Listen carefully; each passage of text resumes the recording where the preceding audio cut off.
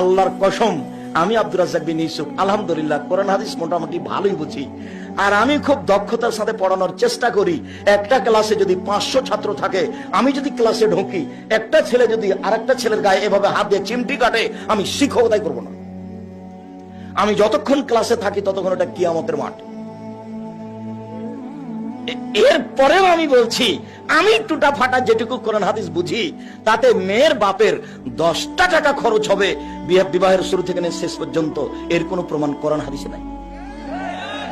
এমনকি মনে হচ্ছে যে বরযাত্রী নিয়ে বিবাহ করতে গেছে, তো তোমার শ্বশুর লজ্জায় পড়ে 20টা বরযাত্রী আছে, 10টা ডুলি বিবি আছে, সবার জন্য খাবার রেডি করেছে, উচিত হবে বের হয়ে চলে আসার সময়, আব্বা আপনার তো কিছু খরচ হয়ে গেছে, 50,000 টাকা থাকলো আপনার কাছে। আমার এই কথা কি বুঝতে পেরেছেন? তার মানে খরচের কোনো পথঘাট মেয়ের বাপের বোঝা যায় না। আল্লাহর কসম, আমি আপনাদের কাছের মানুষ, বাড়ির মানুষ, আমি আপনার ছেলে, আপনার ভাতিজা, আপনার ভাই, আমি যেভাবে কোরআন হাদিস বুঝি, তাতে 1টা টাকা মেয়ের বাপের খরচ হবে এরকম কোন কোরআন হাদিস দিয়ে প্রমাণ করা যাবে না, বিধানের নাই।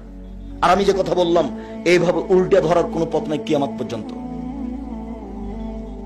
তো আল্লাহ নবী যে বললেন ফাতেমাকে, সালিনি মা শেতে, ফাতেমা তুমি যদি কিছু চাও তাহলে চাও, আমি তোমাকে দিব, বিচারের মাঠে আমি কোনো উপকার করতে পারবো না।